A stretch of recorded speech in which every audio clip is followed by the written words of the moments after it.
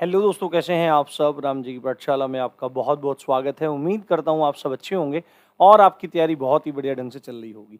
एक बहुत लंबा समय बीत गया है चैनल पर कंटिन्यूटी को बनाए रखे हुए।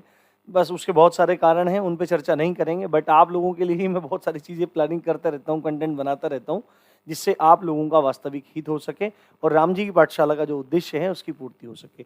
आज मैं आपको एक कंप्लीट और रामबाण वीडियो देने वाला हूँ। किस चीज़ की? भूमि सुधार की। जो लैंड रिफॉर्म्स हैं, ये आपके लैंड रिफॉर्म्स जो हैं, ये लेखपाल का एक स्पेशल टॉपिक है। यहाँ से प्रश्न निश्चित रूप से पूछा जाएगा। यदि ये वीडियो आप पूरा अच्छे से देख लेते हैं तो आपको जरा सी भी प्रॉब्लम नहीं रहेगी और एक एक चीज़ आपकी क्रिस्टल एंड क्लियर हो जाएगी। ये चीज़ आपको ध्यान रखनी है। इसका स्क्रीनशॉट लेने का टाइम मैं नहीं दूंगा। ये क्या काम करूंगा, ये पूरा करीब करीब 22 पेज का पूरा मतलब नोट है मेरे पास पूरा। इसका पूरा का पूरा पीडीएफ आपको टेलीग्राम में मिल जाएगा, उसका लिंक मैं डिस्क्रिप्शन में दे दूंगा, जाके आप लोग ज्वाइन कर लीजिए। तो बिना देरी किए शुरू करते हैं। सबसे पहले देखो यहाँ पर क्या लिखा है दोस्तों, यहाँ पर लिखा है हमारा भूमि सुधार। ठीक है, भूमि सुधार, लैंड रिफॉर्म्स, यानी कि जो भूमि है, जो किसान जिसपे क्या उगाते हैं, अनाज उगाते हैं, फसलें उगाते हैं, सब्जियां उगाते हैं और अपना तथा देश का भरण पोषण करते हैं, अब उनके संदर्भ में भी तो सुधार होने चाहिए।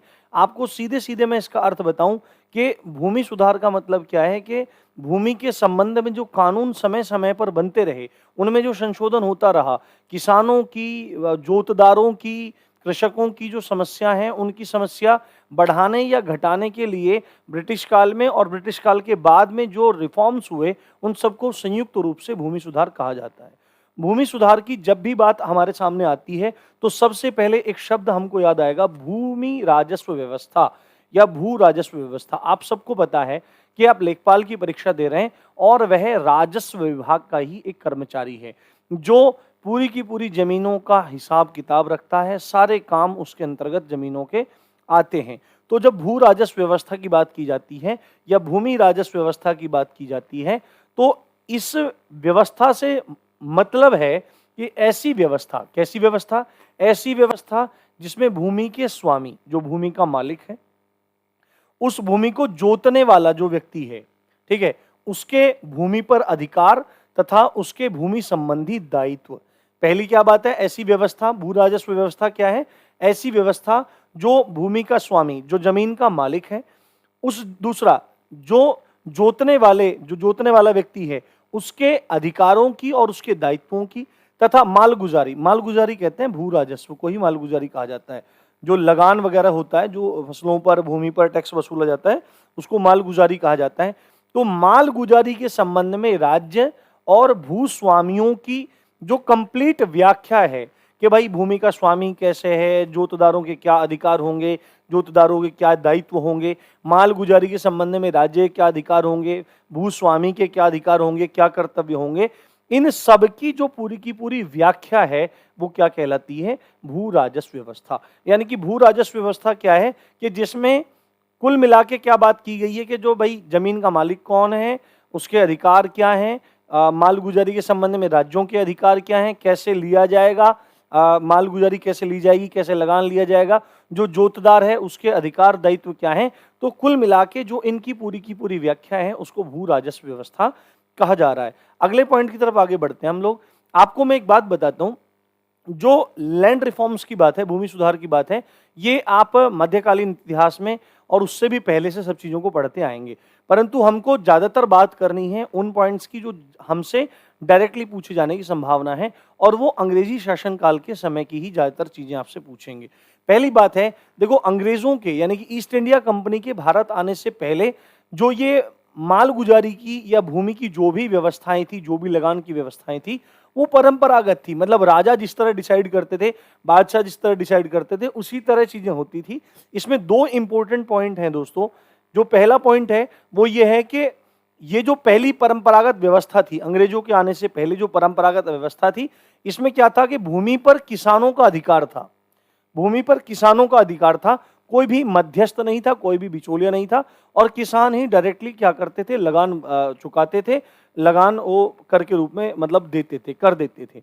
और कर कितना था? एक मोटा मोटा देखा जाए तो फसल का एक भाग है ना, फसल का एक भाग, फसल का जो भी जितनी फसल हुई उसका एक भाग सरकार यानी कि उस समय राजा को कर के रूप में दिया जाता था। ठीक है, ये परंपरागत व्यवस्था थी कि किसान अपने आप मालिक था संपत्ति का, उस भूमि का मालिक था और वह फसल का एक भाग राजा को कर के रूप में देता था। ये बात हमको याद रखनी है।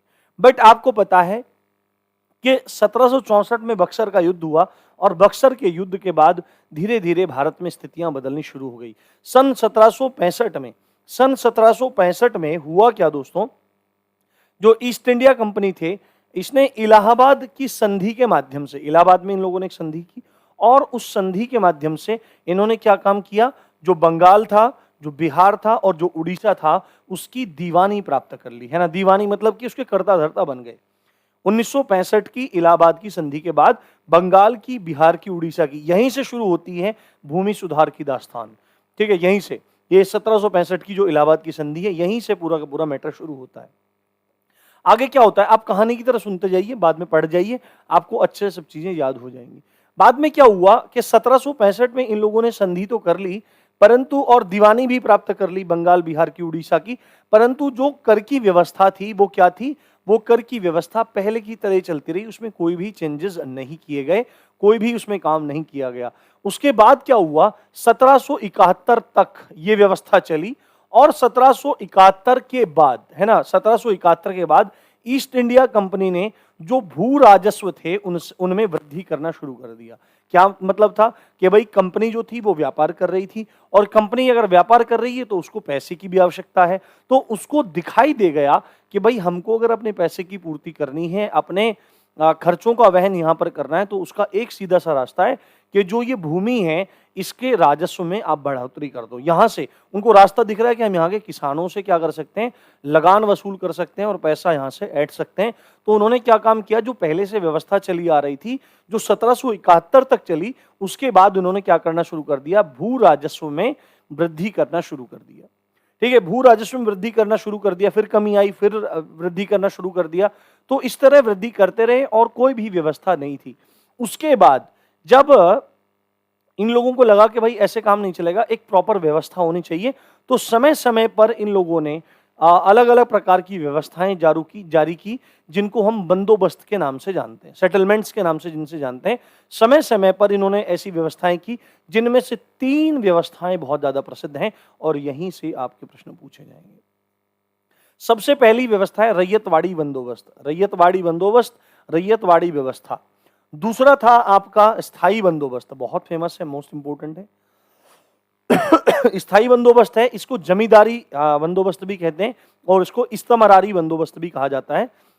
और उसके बाद तीसरा बंदोबस्त था आपका महालवाड़ी व्यवस्था या महालवाड़ी बंदोबस्त। अब इन बंदोबस्तों को हम समझेंगे, इन सेटलमेंट्स को हम समझेंगे एक एक करके। इस चीज को आप बहुत अच्छे से ध्यान रखिए।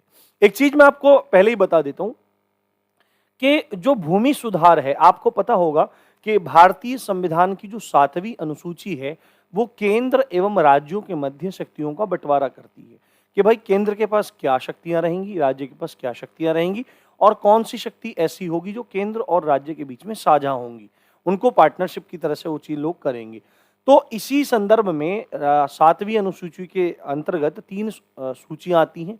पहली आती है आपकी संघ सूची, दूसरी आती है आपकी राज्य सूची और तीसरी आती है आपकी समवर्ती सूची।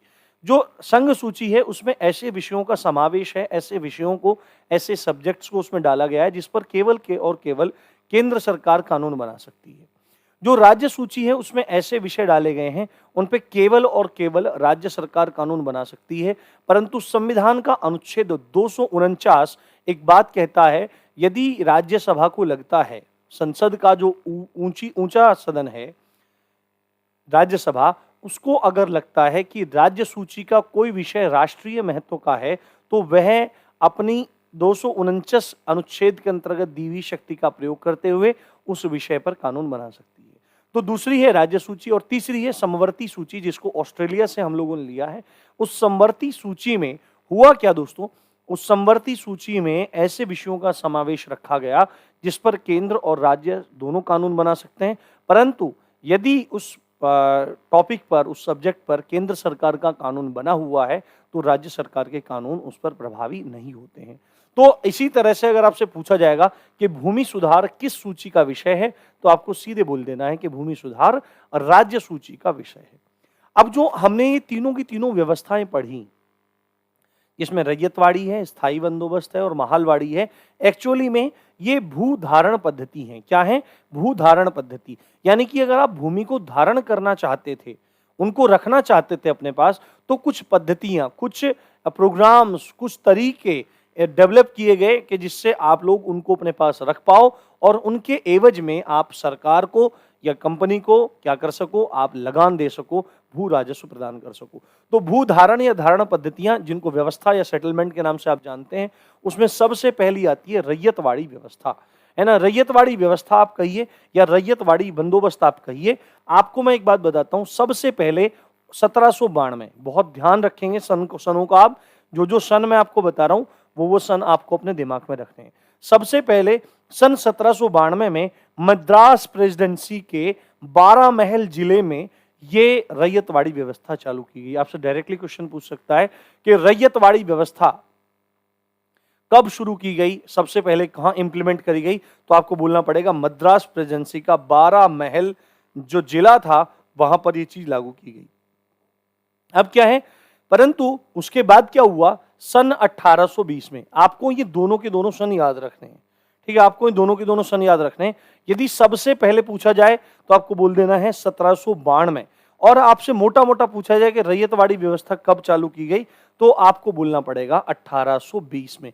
तो 1820 में थॉमस मुनरो, ठीक है, जो वहां के गवर्नर थे मद्रास प्रेसिडेंसी के, उन्होंने संपूर्ण मद्रास में ये रैयतवाड़ी व्यवस्था लागू कर दी। 1820 में ये रैयतवाड़ी व्यवस्था लागू कर दी, और इस रैयतवाड़ी व्यवस्था के लागू होते ही वहां पर इसके हिसाब से कर दिया जाने लगा। अभी इसके बारे में, इसके प्रावधान भी हम देखेंगे। अब ये रैयतवाड़ी व्यवस्था उस समय के कितने बड़े ब्रिटिश एम्पायर के कितने भाग पर ये काबिज थी, कितने भाग पर ये रैयतवाड़ी व्यवस्था चालू हुई। सबसे पहले 1792 में 12 महल जिला मद्रास प्रेसिडेंसी का वहां पे लाई गई, परंतु 1820 में जो मद्रास प्रेसिडेंसी के गवर्नर थे थॉमस मुनरो, उन्होंने ये पूरे के पूरे मद्रास प्रेसिडेंसी में लागू कर दी।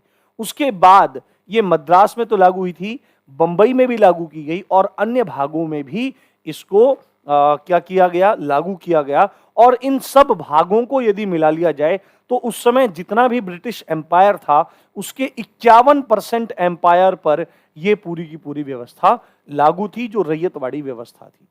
अब रैयतवाड़ी व्यवस्था के प्रावधानों को देखते हैं।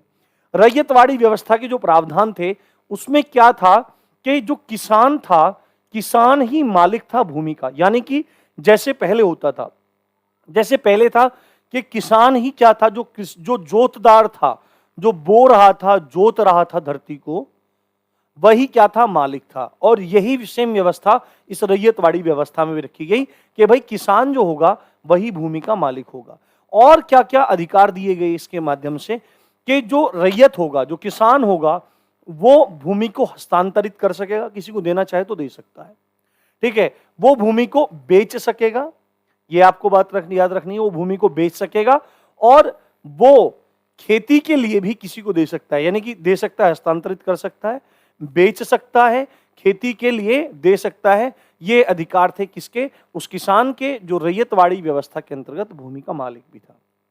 अब एक इंपॉर्टेंट बात थी, जो ये भूमि का मालिक था, इसको यदि भूमि का मालिक बने रहना था, यदि इसको भूमि का मालिक बने रहना था, तो तत्कालीन जो सरकार थी, जो ब्रिटिश गवर्नमेंट की सरकार, जो ब्रिटिश गवर्नमेंट थी, उसको लगान जब तक देता रहेगा, जब तक उसको कर देता रहेगा, जब तक उसको माल गुजारी देता रहेगा, तब तक वह मालिक बना रहेगा। जिस दिन उसने लगान देना बंद कर दिया, तो रैयतवाड़ी व्यवस्था के अंतर्गत ऐसे प्रावधान थे कि जिस दिन उसने लगान देना बंद कर दिया, उस दिन से वह भूमि का मालिक नहीं रहेगा। और एक इंपॉर्टेंट बात यह है कि भू स्वामी जो किसान है, इसके अकॉर्डिंग वो उसका सीधा संबंध सरकार से था, बीच में कोई भी बिचौलिया नहीं था। ठीक है, बात समझ में आई। किसान मालिक था, वो अपनी जमीन को बेच सकता था, ट्रांसफर कर सकता था, खेती के लिए दे सकता था, और वह मालिक तभी तक बना रह सकता था जब तक वह सरकार को लगान देता रहता। अगर उसने सरकार को लगान देना बंद कर दिया तो वह मालिक नहीं रहेगा। ठीक है, भूमि के मालिक का सीधा संबंध सरकार से था, ये चीज आपको ध्यान रखनी है। ये व्यवस्था जब लागू की गई तो ये 30 वर्षों के लिए लागू की गई थी शुरुआत में, ये आपको ध्यान रखना है। अब दूसरी व्यवस्था की तरफ बढ़ते हैं जिसका नाम है स्थायी बंदोबस्त या इस्तमरारी बंदोबस्त, या इसी का नाम है जमींदारी व्यवस्था। जमींदारी व्यवस्था यानी कि देखो, जैसे रैयतवाड़ी व्यवस्था में किसान का यानी भूमि के मालिक का और सरकार का सीधा संबंध था, अब इस स्थायी बंदोबस्त में वो सीधा संबंध ना होकर के बीच में एक व्यक्ति को लेके आया गया जिसका नाम था जमींदार। ठीक है, जमींदार। तो इसलिए क्योंकि इस व्यवस्था में जमींदार जैसे पद को इंट्रोड्यूस किया गया, इसलिए इसका नाम जमींदारी व्यवस्था भी हुआ, जमींदारी बंदोबस्त भी हुआ। इसके नाम क्या है? स्थायी बंदोबस्त, इस्तमरारी बंदोबस्त या जमींदार बंदोबस्त। सबसे इसका अगर सन आपको याद रखना है तो 1793 आपको याद रखना है। सन 1793 में लॉर्ड कॉर्नवालिस ने, ये आपको बहुत अच्छे से याद रखना है कि जो कॉर्नवालिस था उसने इस स्थायी बंदोबस्त को लागू किया था।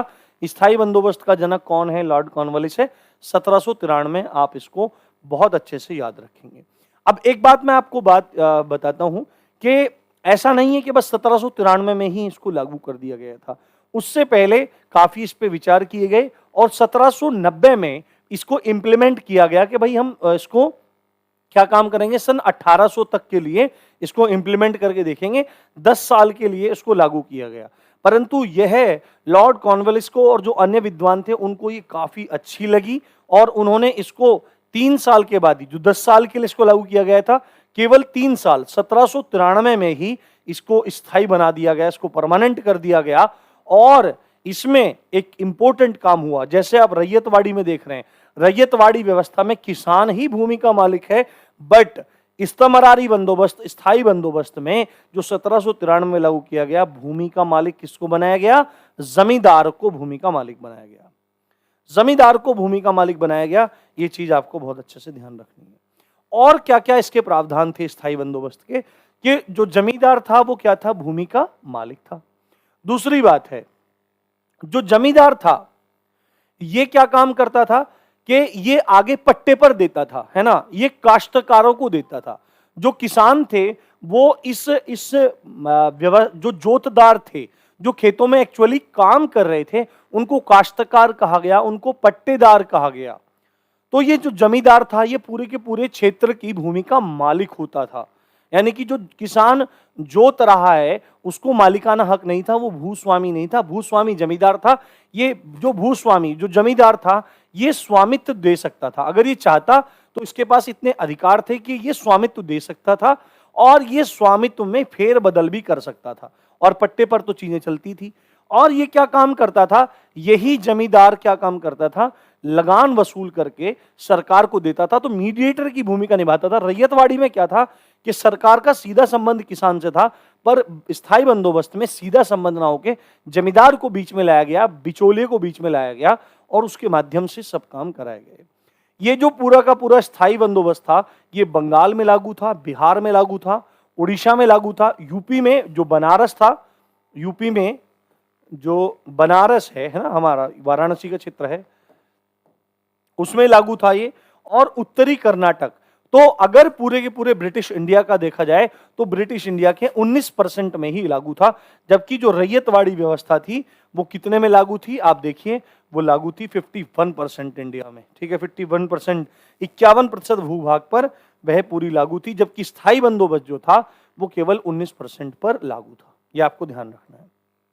ठीक है, उसके बाद तीसरी व्यवस्था आई महालवाड़ी। ठीक है, उसके बाद तीसरी व्यवस्था कौन सी आई? महालवाड़ी व्यवस्था आई। ठीक है, आपको एक चीज ध्यान रखनी है दोस्तों,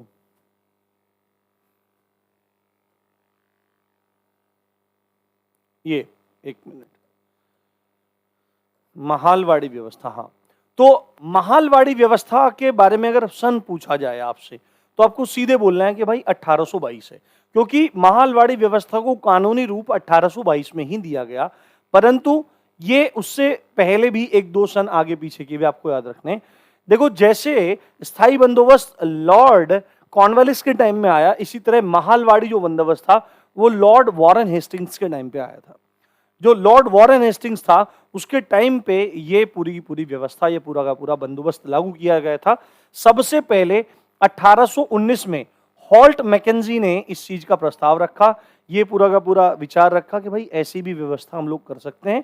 महालवाड़ी, अभी समझाऊंगा महालवाड़ी क्या है, परंतु सन आप इसका दे लीजिए। देखो मैंने जैसा बोला कि महालवाड़ी व्यवस्था के बारे में सन पूछा जाए तो आपको 1822 बताना है, क्योंकि 1822 में इस महालवाड़ी व्यवस्था को कानूनी रूप प्रदान किया गया। इसके लिए कानून जैसे बनाए गए, कुछ नियम कायदे कानून बनाए गए। और सन 1833 में मार्टिन बर्ड, ये नाम बहुत ज्यादा इंपॉर्टेंट है, आपको बहुत अच्छे से याद रखना है। मार्टिन बर्ड ने आगरा एवं अवध में इसको लागू किया, आगरा एवं अवध में इसको लागू किया। ये दोनों, ये तीनों सन 1819, 22 और 33, ये आपको बहुत अच्छे से याद रखने हैं। अब देखिए, जो ये महालवाड़ी व्यवस्था है, इसके प्रावधान मैं आपको बताता हूं। ये जो महाल है, महाल का अर्थ है गांव से, महाल का अर्थ है गांव से। अभी आप देखिए इन तीनों में कितना डिफरेंस है। जो रैयतवाड़ी व्यवस्था है उसमें भूमि का मालिक किसान होता है जो जोत रहा है। जो स्थायी बंदोबस्त है उसमें भूमि का मालिक कौन हो गया? जमींदार। परंतु जो महालवाड़ी व्यवस्था है इसमें भूमि का मालिक ना तो कोई किसान हुआ, ना ही कोई एक व्यक्ति जमींदार हुआ। इसमें पूरे के पूरे भूमि का स्वामित्व संपूर्ण गांव का होता था। और महाल शब्द का अर्थ जो निकलता है वो गांव से निकलता है कि भाई पूरे गांव को ही क्या करो, आप मालिक बना दो जमीन का। ठीक है। और अभी एक इंपॉर्टेंट बात है कि भाई रैयतवाड़ी में तो किसान दे के चला आ रहा है जो मालगुजारी, ठीक है। स्थायी बंदोबस्त में जमींदार इकट्ठा कर रहा है लगान वगैरह जो है। तो इसमें कौन, मतलब ये जो पूरा गांव ही स्वामी हो जाएगा पूरे गांव की जमीन का, कोई एक व्यक्ति नहीं रहेगा। तो फिर ये जो लगान है, जो मालगुजारी है, कौन वसूलेगा? तो इसको वसूलने का काम करेगा नंबरदार। ठीक है, क्या? नंबरदार। और नंबरदार का अर्थ है मुखिया, उस गांव का मुखिया। उस गांव के मुखिया को नंबरदार नाम से जाना गया। और नंबरदार क्या काम करेगा? पूरे गांव की भूमि का जो कर होगा वो सरकार को जमा करेगा, सरकार के खाते में वो पूरा का पूरा लगान को जमा करेगा। अब इंपॉर्टेंट बात यह है कि इसमें जो कर और लगान था, ये जो कर और लगान था, इसमें कितना था? पहले तो क्या था कि पहले ब्रिटिश इंडिया के से पहले तो कितनी व्यवस्था होती थी? व्यवस्था होती थी कि भाई जितनी भी आपकी उपज हुई है उसका एक भाग आपको कर के रूप में दे दो। परंतु महालवाड़ी व्यवस्था में हद हो गई कि उपज का 66% भाग सरकार को देना पड़ता था कर के रूप में। ये बहुत ज्यादा जाती थी और बहुत ज्यादा प्रॉब्लम्स इसने क्रिएट करी। अब एक बात मैं आपको बताता हूं, ये तीनों व्यवस्था आपने देख ली, ये स्वतंत्रता से पहले की हैं। स्वतंत्रता के बाद क्या चीजें की गई, क्या सुधार किए गए, अब उनकी चर्चा करते हैं। तो स्वतंत्रता के बाद जो सुधार किए गए उनको, उनसे पहले एक बार थोड़ा सा लेते हैं कि जो तीनों की तीनों व्यवस्थाएं, रैयतवाड़ी, स्थायी बंदोबस्त और महालवाड़ी, इसने बहुत बुरी तरह से किसानों का शोषण किया। ठीक है, बढ़ते हुए कर, लगान, बहुत ज्यादा प्रॉब्लम इन चीजों में हुई।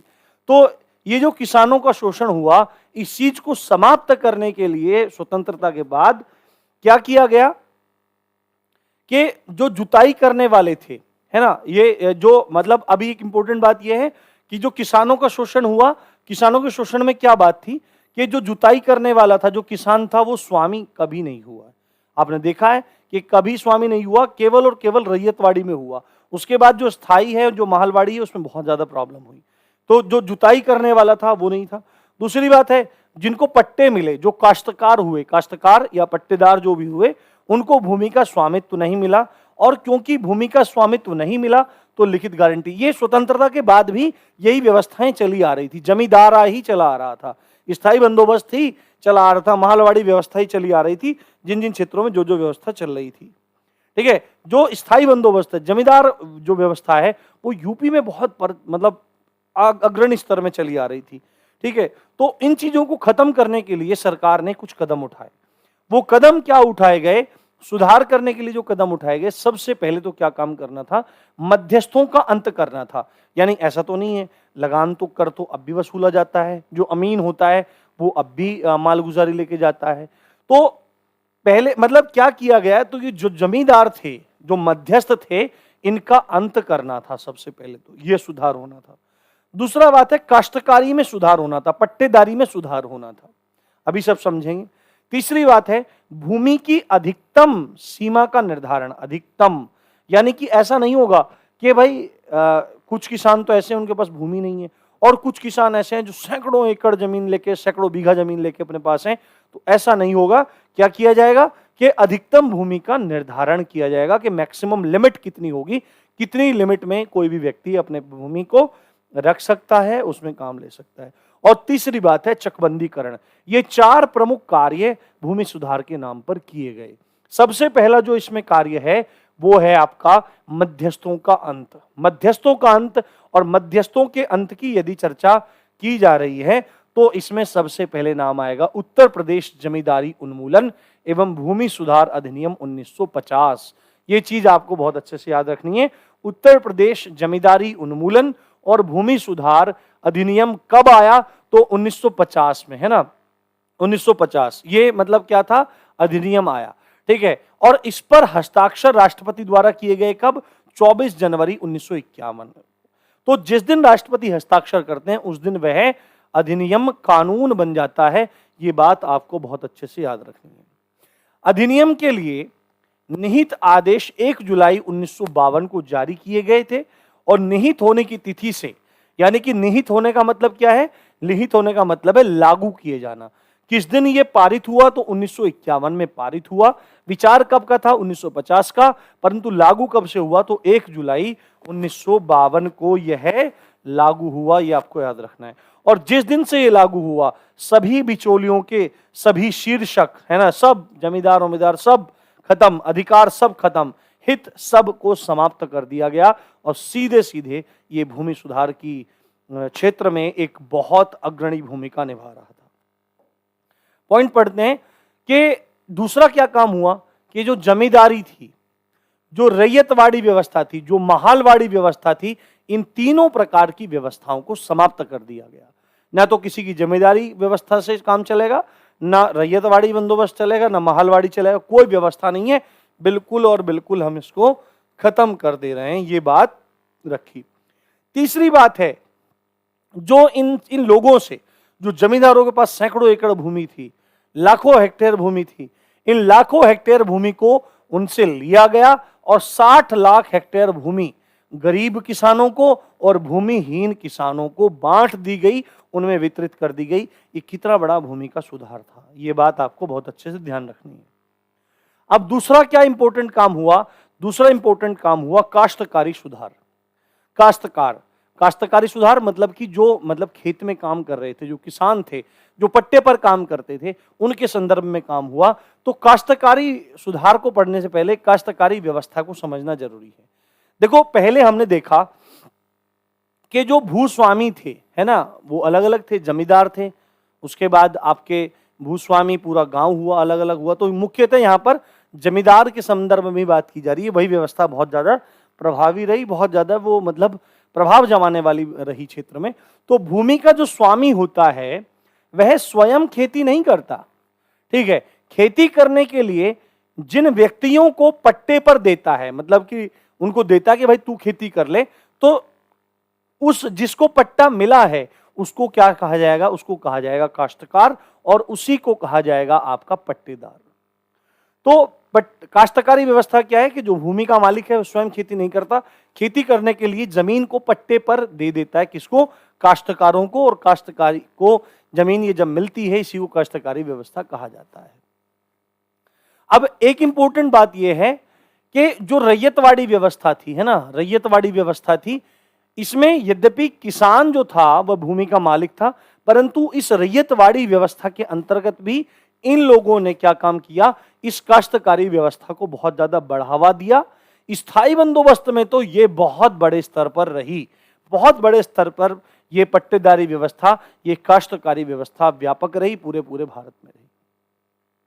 और इस काश्तकारी व्यवस्था के अंतर्गत जो लगान वसूला जाता था वो 34 से लेकर 75% तक वसूला जाता था। यानी कि अगर किसी ने 100 किलो गेहूं उगाए हैं तो 34 से लेकर 75 किलो गेहूं तक तो उस व्यक्ति को लगान में ही देने पड़ते थे। कितना बुरा ये हाल था। तो सुधार क्या हुए? सुधार क्या किए गए कि काश्तकार को या पट्टेदार को स्वामित्व दिया गया, स्वामित्व दिया गया। ये बीच के बिचौलिया तो सब खत्म हो गए, ये व्यवस्थाएं सब खत्म हो गई, और जो पट्टेदार था, जो जोतदार था, उसी व्यक्ति को क्या दिया गया, स्वामित्व दिया गया, उसी व्यक्ति को भूमि का मालिक बनाया गया। अब इंपॉर्टेंट बात यह है, तीसरा जो पॉइंट था इंपॉर्टेंट, कि प्रति परिवार भूमि की अधिकतम सीमा का निर्धारण एवं भूमिहीनों में भूमि का वितरण। ये तीसरा पॉइंट था कि जिसके पास एक हद से ज्यादा जमीन है उस चीज का लिमिटेशन किया जाए कि भाई तेरे पास इतनी ज्यादा जमीन नहीं होगी, तेरे पास लिमिटेड जमीन होगी, और जो जमीन वहां से निर्धारित करके बचेगी, जो फ्री होगी लैंड, उस लैंड को भूमिहीन किसानों में बांटा जाएगा। ये बहुत सुंदर काम किए गए। प्रति परिवार भूमि की अधिकतम सीमा का निर्धारण एवं भूमिहीनों में वितरण। तो आपको मैं एक बात बताता हूं कि जो 50-60 का दशक था, 1950-60 के दशक में बहुत सारे राज्यों ने इस चीज को ध्यान में रखते हुए इस संदर्भ में कानून बनाए कि भाई हदबंदी, इसको क्या कहा गया, हदबंदी कहा गया। हदबंदी यानी कि भाई एक हद, कि भाई ये हद है, आप एक व्यक्ति या एक परिवार है ना क्या कर सकता है कि इतनी जमीन रख सकता है। तो अलग अलग राज्यों ने क्या काम किए, हदबंदी संबंधी कानून बनाए। किसी ने जमीन के जो निर्धारक मानक रखे, निर्धारक मानक किए, जो मानकों का निर्धारण किया, उसमें परिवार को यूनिट मान लिया, किसी ने व्यक्ति को यूनिट मान लिया कि भाई एक आदमी के पास इतनी जमीन होनी चाहिए, और किसी ने मान लिया क्या कि एक परिवार के पास इतनी जमीन होनी चाहिए। हालांकि इन चीजों में भी गड़बड़ की गई, जमींदारी व्यवस्था को नाम बदल करके पुनः कंटिन्यू किया गया, उसको चलाया गया। उसी का दुष्परिणाम है कि आज भी भारत में बहुत सारे क्षेत्रों में बहुत बुरी स्थिति देखने को मिलती है। परंतु सरकारों ने, अधिकांश राज्यों की सरकारों ने हदबंदी की, परंतु उनमें एक सामंजस्य न होने के कारण, भूमि सुधार ठीक से न दिखने के कारण 1972 में केंद्र सरकार ने एक निर्देश जारी कर दिया। क्या निर्देश था वो देख लेते हैं। वो निर्देश था कि जोतों की उच्चतम सीमा को निर्धारित किया जाए। क्या निर्धारित किया, जोतों की उच्चतम सीमा को, जोतों की उच्चतम सीमा को निर्धारित किया जाएगा कि जो असिंचित क्षेत्र हैं, जहां पर सिंचाई वगैरह नहीं हो रही है, वहां पर अगर किसी का भूमि है तो उसके पास मैक्सिमम 54 एकड़ भूमि ही हो सकती है। भूमि मापन अभी पढ़ेंगे तब समझेंगे एकड़ वगैरह क्या चीज है। और जो सिंचित क्षेत्र हैं, जहां पर सिंचाई वाले क्षेत्र हैं, वहां पर किसी के पास 18 एकड़ से अधिक भूमि नहीं होगी। अब इंपॉर्टेंट बात यह है कि ये असिंचित क्षेत्रों में 54 एकड़ है और सिंचित क्षेत्रों में 18 एकड़ है। ये प्रति व्यक्ति के हिसाब से है या परिवार के हिसाब से है? तो 1972 में केंद्र सरकार ने बिल्कुल स्पष्ट कर दिया कि व्यक्ति को यूनिट नहीं माना जाएगा, परिवार को यूनिट माना जाएगा। एक परिवार के पास असिंचित क्षेत्र में 54 एकड़ भूमि रहने वाली है और सिंचित क्षेत्र में 18 एकड़ भूमि रहने वाली है, इससे ज्यादा भूमि नहीं होगी। दूसरी बात है, जो बेनामी हस्तांतरण हो जाता था, मतलब बिना ऐसे ही, मतलब बिना लिखत पढ़त के ऐसे ही बेनामी हस्तांतरण कर लिया, उसके वो नहीं होगा और इसके संबंध में कानून बनाए जाएं। ये एक इस संदर्भ में कानून व्यवस्था लागू की गई।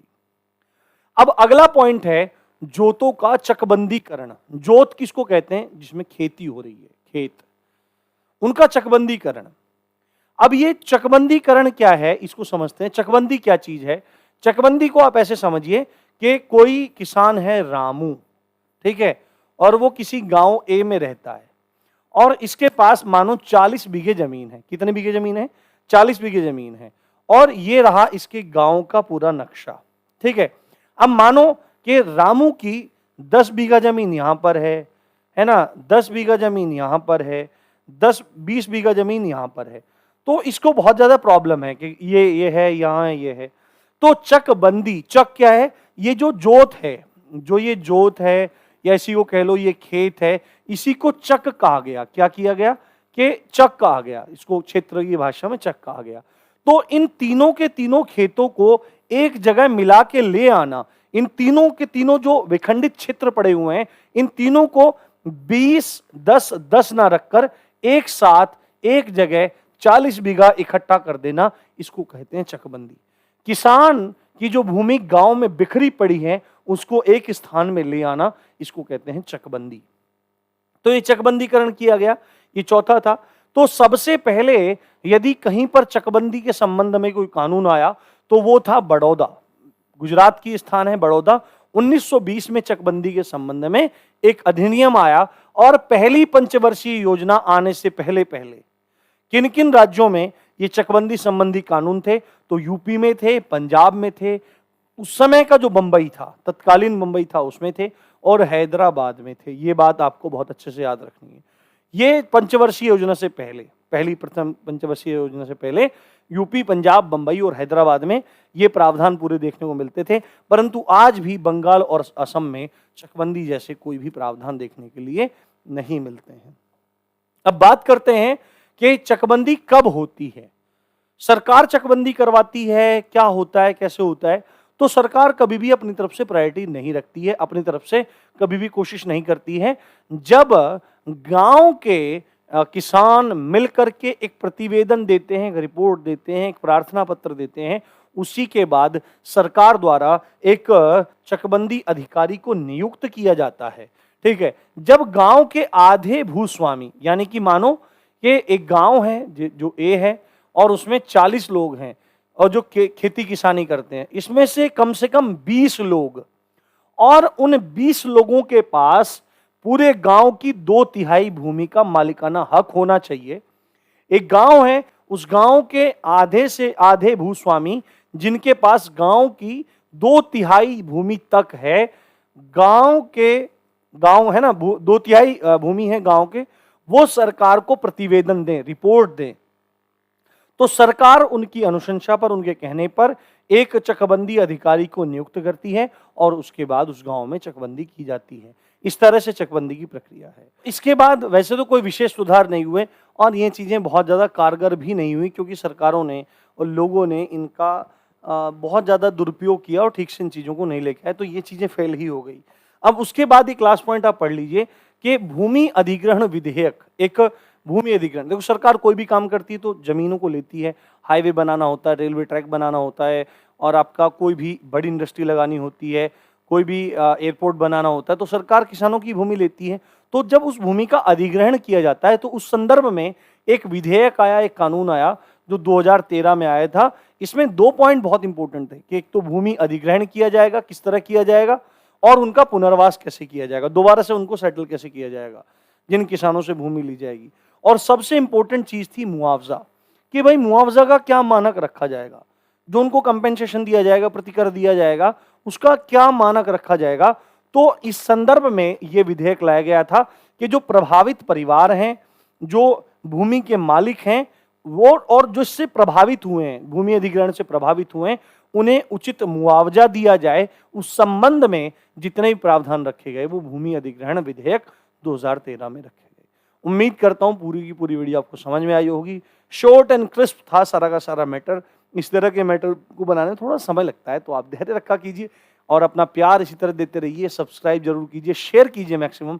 इसी अच्छी बात के साथ आप देख रहे थे राम जी की पाठशाला। मैं हूं राम भारद्वाज। जय हिंद, जय भारत।